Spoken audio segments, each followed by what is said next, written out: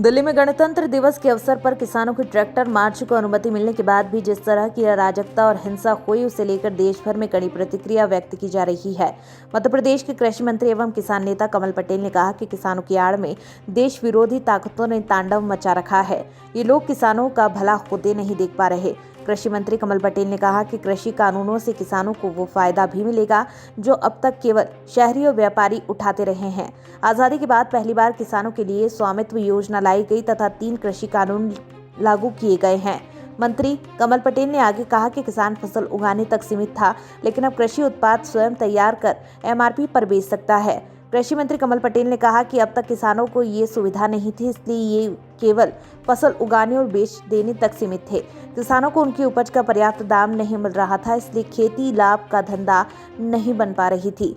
3 नए कृषि कानूनों और प्रधानमंत्री स्वामित्व योजना से किसानों को अब खेती के साथ व्यापार करने का अवसर मिलेगा। उससे उनकी आय बढ़ेगी और देश का किसान समृद्ध बनेगा। दिल्ली में जिस प्रकार की अराजकता किसानों के नाम पर असामाजिक तत्वों ने, देश विरोधी लोगों ने की है, उसकी जितनी निंदा की जाए वो कम है, जितनी भर्त्सना की जाए वो कम है। क्योंकि हमारा किसान भोला भाला है। उसको भड़काकर और उसको बदनाम करने के लिए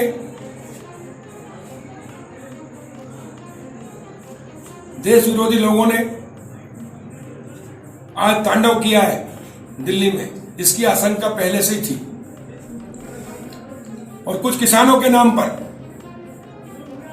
जिस प्रकार जवानों के ऊपर ट्रैक्टर चलाए गए, वो भी निंदनीय है। मैं उसकी निंदा करता हूं और यह देश हित में कदापि नहीं हो सकता है। हमारे प्रधानमंत्री नरेंद्र मोदी जी गांव, गरीब और किसानों के मसीहा। आजाद भारत में 73 साल में गांव को आर्थिक आजादी नहीं मिली थी। उन्होंने प्रधानमंत्री स्वामित्व योजना लाकर गांव को, किसान को आजादी दिलाई, गांव के विकास के द्वार खोले। 1 लाख करोड़ से अधिक राशि किसान सम्मान निधि में लाखों किसानों के सीधे डलवाई, जिससे छोटे किसान, सीमांत और लघु किसान, उनको नया जीवन दान मिला।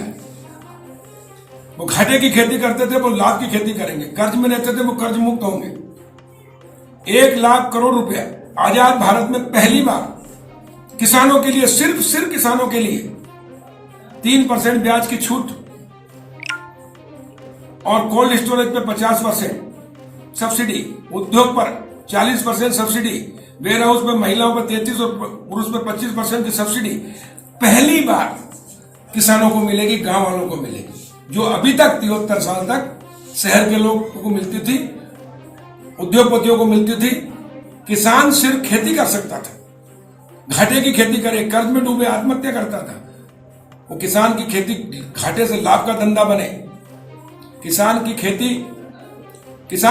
खेती के साथ साथ व्यापार, व्यवसाय, उद्योग भी करे, वो आत्मनिर्भर बने। इसलिए मोदी जी ने 2022 तक किसान की आय 2 गुना करने का संकल्प लिया है और उसलिए 3 कृषि कानून और स्वामित्व योजना लेकर आए हैं, जिससे किसान के और गांव के विकास के द्वार खुलेंगे, तकदीर और तस्वीर बदलेगी, दशा और दिशा बदलेगी। लेकिन जो लोग नहीं चाहते कि देश मजबूत हो, किसान आत्मनिर्भर हो, खेती की घाटे का धंधा लाभ का धंधा बने, उन लोगों ने किसानों को भड़काया। उसमें विरोधी पार्टियां, कांग्रेस, कम्युनिस्ट, आप जैसे दुनिया भर की जितनी पार्टियां हैं, वो सब उसमें जिम्मेदार हैं और उन्हीं लोगों ने आज ये हिंसा की है।